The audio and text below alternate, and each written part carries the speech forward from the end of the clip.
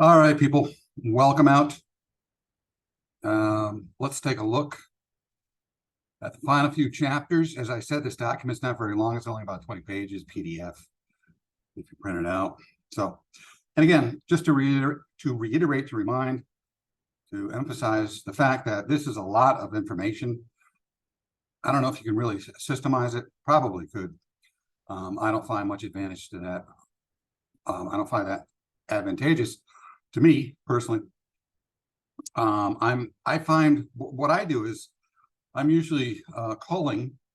Look that one up. There's another word for it. Culling from all my sources. If I'm reading science, history, finance, economics, philosophy, theology, whatever I'm reading, and I've read probably 10, at least 10, maybe 12 different genres or disciplines, I guess we could say, disciplines of life, human thinking. I'm usually trying to pull from it that which I need. I don't know what you need, right? I know there's a lot of good stuff in here, a lot of good high quality content. And many would agree with that who've read through this stuff. This has been around just like Law of Success, 16 Lessons, right? Napoleon Hill. This has been around for about as long, maybe a little longer, I think, 100 years or more, right? So these are go-to texts for people who are trying to achieve, who are trying to get ahead, who are trying to find greater purpose, even, this might help you to not only achieve things, but also help you to perceive things in yourself. Ways of uncovering insight, personal insight. Again, Briggs-Myers typology test, the Carl Jung typology test, right? You've got 16 personality types. Each one of us falls roughly into one or two or three. The one that I'm in, I kind of blend or bleed into the other ones occasionally. And over a lifetime or from period to period, application to application, you find something a little bit different about yourself. You may find certain aspects or elements recessive, and then some are more aggressive or progressive. And there's kind of a flux going on, influx, outflux. Is there such a thing as outflux? But you know what I'm saying. Anyways, the thought factor and achievement, let's do it. All that a man, again, sorry about that for the ladies, people, men and women achieve and all that fails to achieve is the direct result of his own thoughts. Is it all true? Is that an absolute? Is it always your own thoughts? Is it always your own fault? No, sometimes we are born into situations, conditions, environmental, economic, and otherwise, that we start off on a bad foot, right? Not on the good foot, as James Brown would say, right? I don't know. I guess that's what I think he used to say, that get off on the good foot, right? But anyways, and there are certain things that happen in life. We lose a job, we lose loved ones, we lose finances. There are illustrious leaders, like currently, we're having a serious economic downturn, a lot of inflation, mostly coming from the COVID expenditure, but that also come to find out as after the fact, that was not handled well. Anyways, but that's all water under the bridge. Hopefully we've learned from that. That's what you get. That's, if a country is doing that, if an entire system, if a political system, if a political or economic entity, maybe a business or whatever, whomever, a group or individuals are doing something wrong, we can learn from those things, right? And don't learn to not do them again, right? And if need be, if it's a greater power than just an individual or individuals, best for us to pull together and to confront those powers that be, and make sure that we are not put at a disadvantage again. All right, so anyways, an adjusting order universe where loss of equipoise, look, that is a nice word, equipoise, would mean total destruction.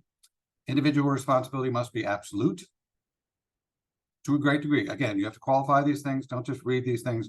Most of what you're reading, you want to be a more discerning, skeptical. Skeptical doesn't mean I don't believe anything. Everything's conspiracy theory, blah, blah, blah, blah. Skeptical is just wait, I don't know.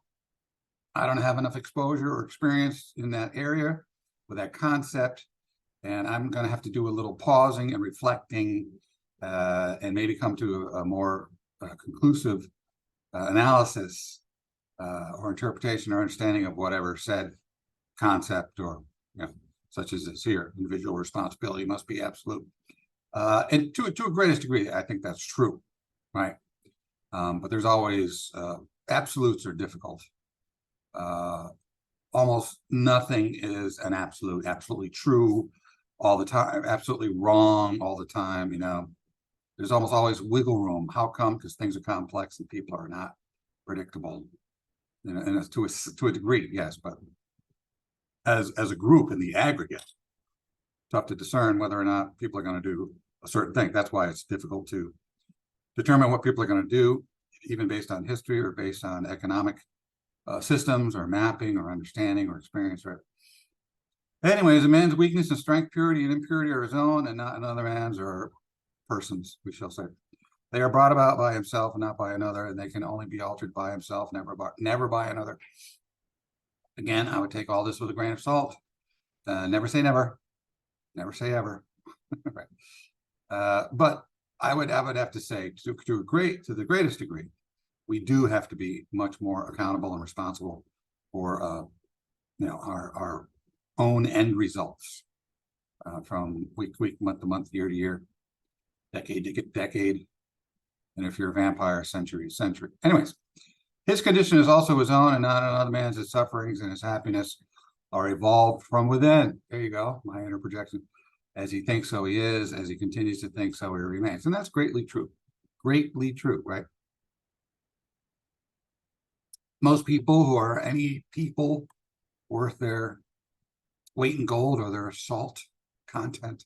Are you worth your salt? Look at that salt of the earth. Figure out salt. Salt was still is a great preservant. Right, back in ancient times, they didn't have refrigerators, so they put stuff in salt to preserve it. And you become a preservant, right? You can preserve. Do you have a preserving, excuse me, preserving lasting nature or element aspect to your mindset, your way of being, existing, doing? Do you? I asked you a question. A strong man cannot help a weaker unless the weaker is willing to be helped. True. And even then, the weak man must become strong of himself, by himself. He must, by his own efforts, develop the strength which he admires in another. Yeah. None but himself can alter his condition. Greatly true. You can be subconsciously affected by what others do, think, and feel. And that's really what happens to us mostly when we're younger. Really. But once you become an adult, more independent, and more conscious and conscientious of the effects people have on you, on your inner being, your thinking, your acting, your existing, your functioning, right? Function and form, right? It has been usual for men to think and to say, many men are slaves because one is an oppressor, let us hate the oppressor. Now, however, there is among an increasing few tendency to reverse this judgment, and to say one man is an oppressor because many are slaves. Let us despise the slaves, right? So this harkens back, or makes me think of the Germans during World War II, right? The German people generally, right?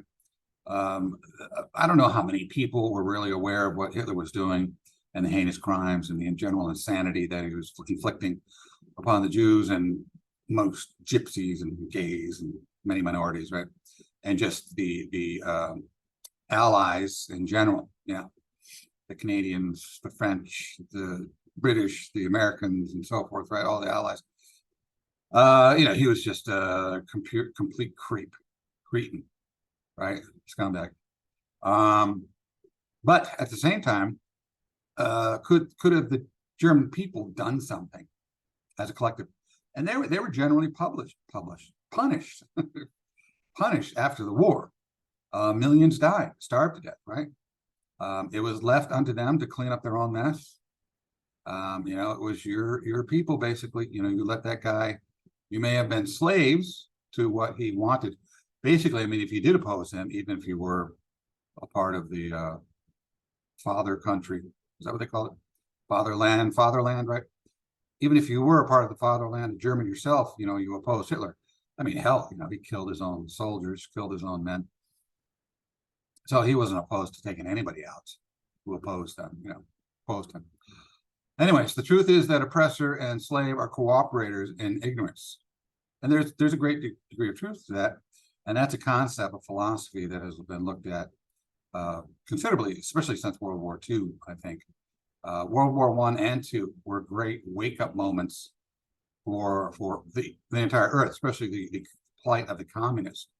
It was actually, if you just saw Oppenheimer recently, right? It was the H-bomb that really brought us into the Cold War, right?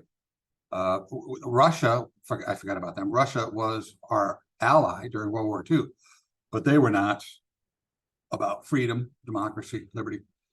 They were communists themselves, right? But they hated the Germans. Germans and Russians hated each other. So, your enemy is my friend type of thing, right? So that's why we allied with the Russians. But the Germans and many of the peoples in Europe were very fearful of the Russians coming into their town. Like, for instance, when the war was ending, many countries didn't want the Russians to come in to liberate them. They wanted the Americans or the British, because they saw them as oppressors, right? Great oppressors, and had been, still are, right? Nothing's really changed. Just like the Chinese, great oppressors, right? Anyways, I ramble. The truth is that oppressor and slave are cooperators in ignorance, and you can read about that. That's a concept that's been around for some time, been focused on for some time over the decades, 50, how many years has it been? 60, 80 years or so since World War II. Seeming to inflict each other are in reality afflicting themselves. Their perfect knowledge perceives the action of law and the weakness of the oppressed and misapplied power of the oppressor. A perfect love, seeing the suffering which both states entail, condemns neither. A perfect compassion embraces both oppressor and oppressed. That's why I said at the outset or earlier on that look at that paragraph.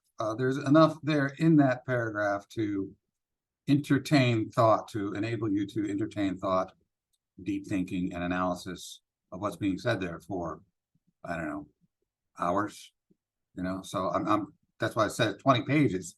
There's only 20 pages long, but it's dense. It's fairly densely, it's compact, right? He who has conquered weakness and has put away all selfish thoughts belongs neither to oppressor nor oppressed. He is free, right? And there you go. I was full of weakness. I was full of selfish thoughts. And I didn't even see, or maybe you don't see him as selfish, but you're so focused on the self. Woe is me, self-pity. I'm always at a disadvantage. Why is everybody picking on me? And what you realize is you're just you're just a punching bag. I was a punching bag. If you don't act upon your environment, if you don't and strengthen yourself, your inner self, right? You become a punching bag. And then you go to the self-pity thing. Why is everybody always picking on me, beating on me? And then once I flipped the switch or went 180 and totally turned things around, that type of thinking went to the wayside. My shyness gone, my self-pity gone, my hate, my self-loathing, a lot of negative garbage purged. That's what you want. Garbage in, garbage stays, garbage out, garbage out. That's what you want to do. This is true. A person can only rise, conquer, and achieve by lifting up his thoughts. He can only remain weak and abject and miserable by refusing to lift up the thoughts. Before a man can achieve anything, even the worldly things, he must lift his thoughts above slavish animal indulgence. There it is, right? He may not, in order to succeed, give up all animality. That's a nice word. Animality and selfish. I don't think I've ever used that. And by any means, but a portion of it must at least be sacrificed to man whose first thought is bestial indulgence. And usually when you're talking about animal and the beast, you're thinking about the great beast, Satan, the great beastly of all beasts, right? Could never think clearly nor plan methodically. He could not find and develop his latent resources and would fail in any undertaking. Not having commenced manfully to control his thoughts, he is not in a position to control affairs and to adopt serious responsibilities. True. Yeah. So all of these things, you got to control your thoughts. You got to control your thoughts, your actions, your words, your deeds, your destiny. Make it a conscious, conscientious, consistent effort, right? Concentrated efforts to change and to modify and to manufacture that which you want by building yourself up within, ridding yourself of weaknesses, and encouraging strengths. And I could tell you, I did a 180. It used to be that I was always having to pull myself up. Come on, let's go. Come on, let's go. Now I've got the opposite problem. I got to push myself down, because I've built up my inner strength so much that sometimes I get a little, it's too much, for never mind me, but for others. So I find myself, I have to back off, so you can overcompensate, right? That happens. So it's a balance. It's a balance. And if you're an adult, if you're mature, if you're not selfish, if you really care, if you have an ethical, moral bent on life, that type of disposition, that mindset, then you'll find that you'll want to modify it. And sure, sometimes we all rage. We rage at the sun gods, we rage at individuals, we rage at groups or parties. That's normal. But if that's a regular habit, it's very destructive, counterproductive, selfish, pointless, not good for you or anybody around you or anybody. He is not fit to act independently and stand alone, but he is limited only by the thoughts which he chooses. There can be no progress, no achievement without sacrifice. Bingo. And it's often said it's not so much what you do to achieve, but what you give up. Very wise, grasshopper, right? Like when I went back to school, and then when I graduated and was building my business while working full-time with a family, right? I sacrificed a lot of things, right? Across the board. When I was in school, I wasn't hanging out in college. I was going full-time, working full-time. I was barely, I barely had time to work out. I put that on hold for about 3.5 years. I'd go for walks or go to the gym once in a while when I had time. But generally speaking, I just barreled ahead. I was working 35, 37 hours a week as a substitute teacher. And before that, other jobs, part-time jobs, but 30, 35 hours approximately. Doing that, 35 at least, full-time is 35. So full-time work, full-time school. I'd leave my job and I was going to classes. I had classes at night, 2 classes each night, 3 hours each, from 4 to 10, Monday through Thursday. And then all night, Friday, all day, Saturday, Sunday, just study and read and do whatever I needed to do. And start over. And then that basically for 3.5 years to get my bachelor's and master's in 3.5 years.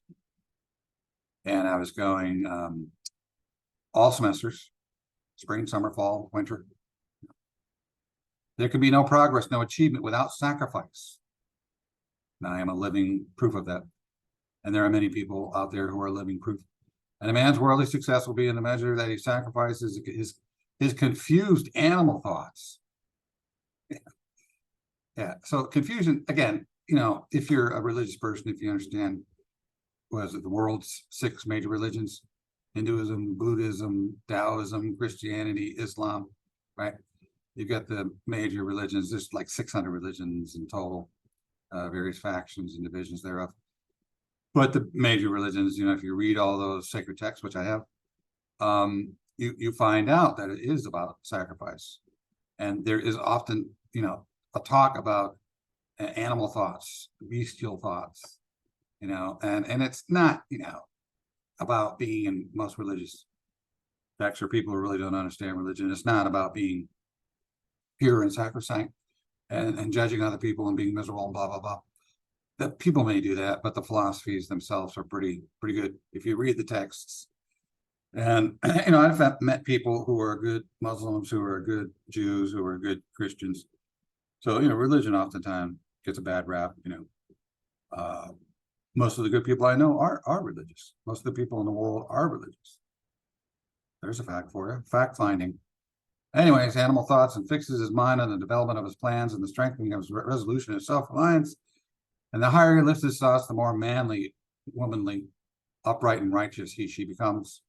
The greater will to be her success, the more blessed, enduring, so forth, right? The universe does not favor the greedy, the dishonest. Here's a nice little list, right? Anyone who is greedy, dishonest, vicious, selfish, lazy, condescending, dishonest, inconsistent, not good to their word, all those things, you know what it is, right? Backstabbers, cheaters. Nobody wants to be around those people. They don't want to have family or friends or loved ones like that. They don't want to work with people like that. They don't want people to represent them in the political realm, right? We don't want that, right? All the great teachers of the ages have declared this in varying forms. True, and to prove and know it, a man has but to persist in making himself more and more virtuous by lifting up his thoughts. Intellectual achievements are the result of thought consecrated to the search for knowledge, or for the beautiful and true in life and nature. There you go. I've talked about that before, right? Go to the light. Remember Poltergeist, that little lady? Go to the light. Such achievements may be sometimes connected with vanity and ambition, but they are not the outcome of those characteristics. Spiritual achievements are the consumption of holy aspirations. He who lives constantly in the conception of noble and lofty thoughts, who dwells so forth, and we already talked about this, right? Achievement of whatever kind is the crown of effort. The diadem, oh, look at that word up, thought. But the aid of self-control, resolution, purity, righteousness, right? Boy Scout, Girl Scout stuff. And well-directed thought, a sense. By the aid of animality, again, nice word. Indolence, impurity, you indolent clown, you indolent cuss. Corruption, confusion of thought, man descent. Men may rise to high success and roll even to lofty attitudes and spiritual realm, and again descend into weakness and wretchedness by allowing arrogant, selfish, corrupt thoughts take possession of him. Victories attained by right thought can only be maintained by watchfulness. There it is. There it is. You got to monitor it, right? You can go too high, you can go too low. It's always about maintain. You don't get too happy when you win, too sad when you lose. Because there's going to be losses and victories all the time. Many give way when success is assured and rapidly fall back into failure, right? A lot of sports fans are, overreaction of the moment. Your team loses. Team goes on like a 19-game win streak. Oh, I love this team. Then they lose 2 in a row, right? Oh, this team is the worst ever. Why are they losing again? What is their problem? I hate them. Yeah, maybe be overstated exaggeration there, but relatively speaking, that there's a lot of truth to that. Right? All achievement, whether in business, intellectual, or spiritual world, are the result of definitely directed thought, are governed by the same law and are the same method. The only difference lies in the object of attainment. He who would accomplish little must sacrifice little. He who would achieve much must sacrifice much. He who would attain highly must sacrifice greatly. Sorry. So now you got vision and ideals, right? This is a very short one. I'm not going to read too much into this. This one gets a little out of the bounds of the ordinary. This is kind of the exceptional stuff. So I'm not going to work on this too much. The dreamers are the saviors of the world. So how many people are dreamers, right? And dreamers get a bad rap sometimes. If you're a dreamer without being responsible and you just want to dream and think about things, the Walter Mitty's of life, you just imagine, you let bad things happen to you and you're kind of a coward and you're kind of wimpy and you just take the abuse, you take the hits, right? And then in your mind, to help you survive, you dream of greatness. And that's not what they're talking about here. Anyone who ever came up with anything amazing, such as the concept or idea of this country, a large democracy, any company that has thrived, any director who has come up with a great movie, great book, great artist, great engineer, great doctor, great lawyer, great whatever, right? I don't know if there are great lawyers, but you know what I mean? Sorry, they get a bad rap too. As the visible world is sustained by the invisible, so men, through all their traits and sins and sordid vocations, are nourished by the beautiful visions of their solitary dreamers. Humanity cannot forget its dreamers, cannot let the ideals fade and die. It lives in them, it knows them and the realities which it shall one day see and know. Composer, sculptor, painter, poet, prophet, sage. These are the makers of the afterworld, the architects of heaven. The world is beautiful because they have lived. Without them, laboring humanity would perish, right? He who cherishes a beautiful vision, a lofty ideal in the heart, will one day realize that Columbus cherished a vision of another world, discovered it. Copernicus fostered the vision of multiplicity of worlds and a wider universe, revealed it. Buddha beheld the vision of a spiritual world of stainless, interesting beauty and perfect peace, entered it. Buddha's kind of interesting, Siddhartha, kind of an interesting guy. He grew up very wealthy, right? And he says, I'm never going to learn anything perched up in this palace. So I will go out into the world and take nothing with me and live impoverished, right? And in poverty, right? There's some braveness, right? And that's kind of a religious theme. If you remember what was the New Testament, there's the rich man who's a really great guy, but Jesus says, hey, you know what? Give up all your riches and come with me. Pass the last test. And he's like, I can't do that. So giving it all up like that, right? Buddha was able to overcome the material world and begin to see things of a greater, longer lasting. And that's what religion is, more about the eternities. It's not, the Buddhists or the Zen Buddhists, the Taoists, whoever, all those Eastern religions really kind of talk more about it, focus more about it, make it more evident, verbally evident. When they talk about the world is a distraction. It's an illusion, right? This material world, our bodies, wealth, fame, fortune, position, status, delusion, right? Because we're here, what? You live 80, 90, you live 100, live 200, who cares?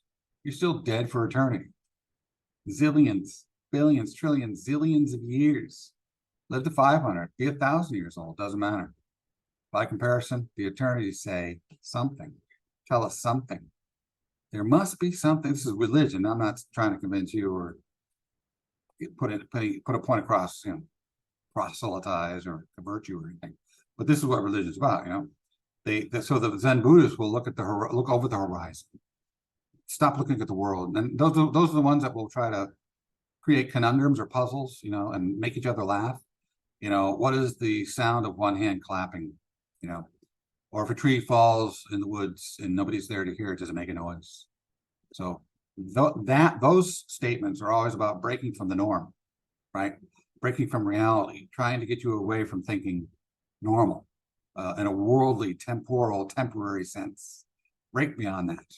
See the eternities where the truths lie, the eternal truths, and then learn of those truths and practice them here before you get there, right? That's kind of religion for all you non-religious people.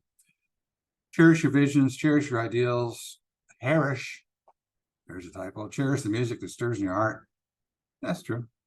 The beauty that forms in your mind, the loveliness that drapes your purest thoughts. For out of them will grow all delightful conditions. Desires to obtain, to aspires to achieve. I love these. Dream lofty dreams, and as you dream, so shall you become. The greatest achievement was at first and for a time a dream. The oak sleeps in the acorn, the bird waits in the egg. And then this is poetry, right? And in the highest vision of the soul, a waking angel stirs. Dreams are the seedlings of reality. Your circumstances may be uncongenial, unconventional, right? If you don't know, right? Search. Stupid. Search. Not friendly, pleasant to be with, right?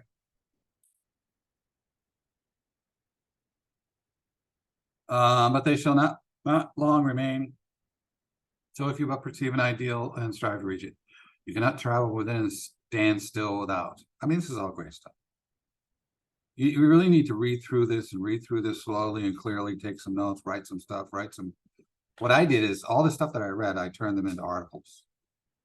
I really tried to get a central theme of generally what's going on maybe in a particular passage or element or aspect of one particular chapter, a subsection of a chapter, or maybe an entire chapter, or just elements of a chapter, strung together through different parts of the chapter, and just try to express them so that I understood them better, but also was able to pass on the message to others. Right?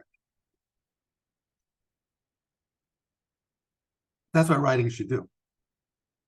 A lot of people don't know why they're writing in school. Teachers don't even know. They don't tell you. They don't know. So this is all good. Read through that. Serenity. Serenity now. Remember Seinfeld? Who was it? Oh man, what was it? The father of Seinfeld's friend. I can't think of it. George.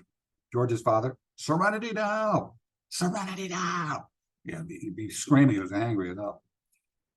Calmness of mind is one of the beautiful jewels of wisdom. It is the result of long and patient effort. So a lot of this stuff, long, patient, consistent effort, consistently going forth, going within, building within, pulling within without, pulling it outside of oneself, within to the without.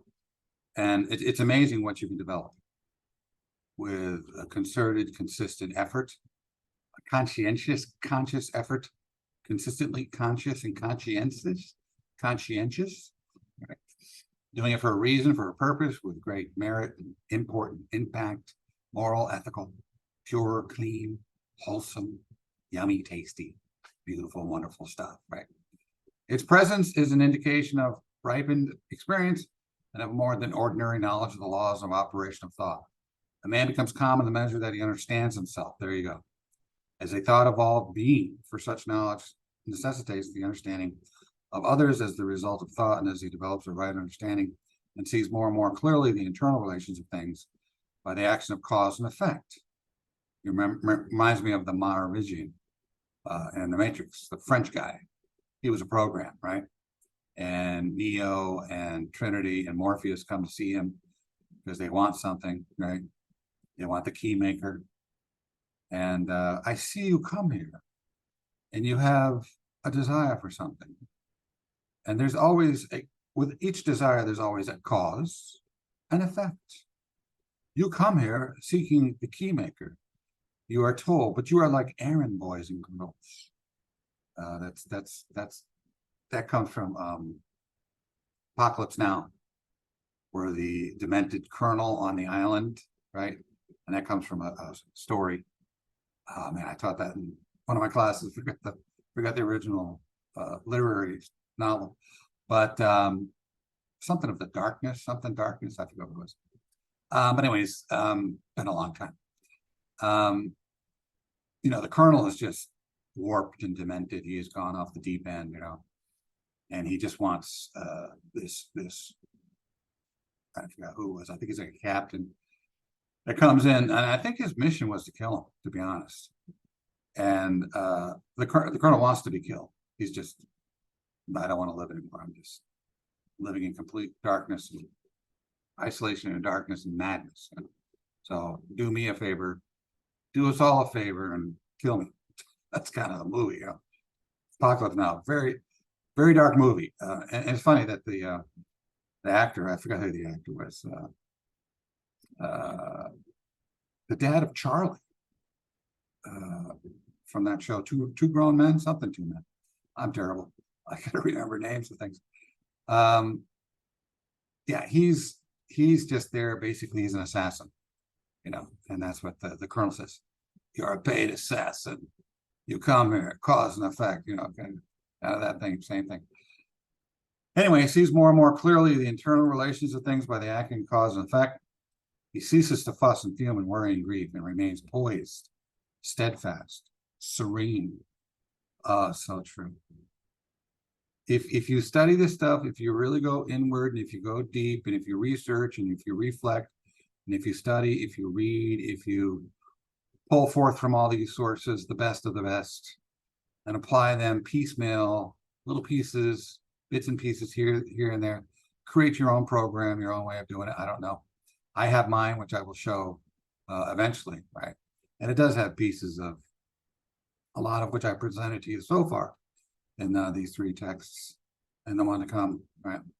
And then after that, I'm going to get more into the shorter day-by-day videos dealing with more prevalent, immediate, relevant, current issues, right? That's coming. So anyways, calm man, having learned how to govern himself, knows how to adapt himself to others, and they in turn reverence his spiritual strength and feel that they can learn of him and rely upon him. The more tranquil a person becomes, the greater is his success, his influence. So the people that last the longest in any field have this, right? They're comfortable within themselves. There's not a lot of darkness. There's more light than darkness. There's not a lot of perversity inside, right? A lot of that has been put aside, put by the wayside, the selfishness and all the darkness and whatnot, right? You can't have longevity without it, right? Go to the light. You got to have the light in there, right? I don't care what field you're in. And you look at the people who are very successful for a very lengthy period of time. You know, they don't get caught up in drinking and the drugs and the perversity and the anger and the general downside, dark side of life, right? Even the ordinary trader will find his business prosperity increase as he develops greater self-control, equanimity. Nice word, look that up. For people will always prefer to deal with a man whose demeanor is strongly equable. Equable. Is that a typo? Not sure if I'm familiar with that word. Tempest-tossed souls. Let's look at the last paragraph, and then we'll wrap it up. Wherever ye may be, under whatsoever conditions ye may live, know this: in the ocean of the life of the isles of blessedness are smiling, and the sunny shore of your ideals await your coming. Keep your hand firmly upon the helm of thought, and the bark of your soul reclines the commanding master. He does but sleep. Wake him. Self-control is strength. Right thought is mastery. Calmness is power. Say unto your heart, peace, be still. That's a very poetic ending. I write a lot of poetry, and that's how I want to end, with a very kind of an open-ended slap to the head, or to the heart in this case, heart and soul, right? That'll wake you up. That'll keep them thinking. All right, so that's it for this text. Next thing I'm going to do is thick face black heart, and then after that, I'm pretty much done. I think I'm going to put together a presentation that combines all of these elements together, and I'll put them onto a chart and show you their interconnectedness. Then what else? Then I'm going to do my book, but maybe before that, or as I'm doing that, maybe I'll do it in pieces, bits and pieces, or back and forth, kind of a back and forth between the day-to-day stuff and also my book for that presentation. Anyways, that's kind of the plan. Always have a plan. Always move forward. Know what you're doing. Stay conscientious. Stay concerned. Stay involved. Take care.